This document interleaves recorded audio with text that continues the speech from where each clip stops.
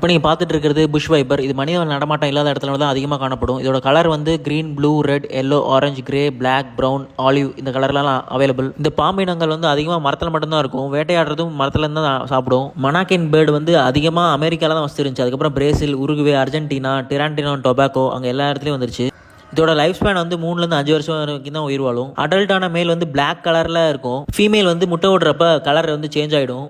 இது மனாக்கின் long tailed bird. நம்ம ஊர் ரெட்டைவால் குருவி மாதிரியே இருக்கும். கலர் வந்து நிறைய கலரில் அவைலபிள். இதோட ஆரிஜின் வந்து சென்ட்ரல் அமெரிக்கா. இதில் ஃபீமேல் வந்து ஆலிவ் கிரீன் கலரில் இருக்கும். இதில் மேல் வந்து பிளாக் கலரில் இருக்கும். பின்னாடி ப்ளூ கலரில் இருக்கும். ரெட் கலரில் கொண்ட ஒன்று வச்சிருக்கும். மோஸ்ட் ஆஃப் த டைம் இந்த பறவைகள் வந்து மரத்தில் மட்டும் தான் பார்க்க முடியும். கீழே இறங்கவே இறங்காது. இறை தேவைப்பட்டாலும் மரத்தில் இருக்கிறத மட்டும் தான் சாப்பிடும். கீழே இறங்குறது ரொம்ப ரேர்.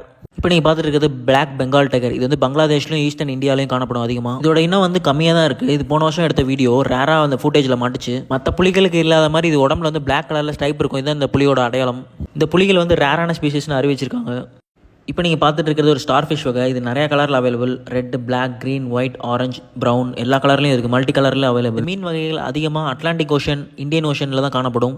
இது மேலால் போனால் கண்டுபிடிக்க முடியாது. 3 லட்சம் அடிக்கு கீழே தான் இருக்கும் இந்த மீன்கள்.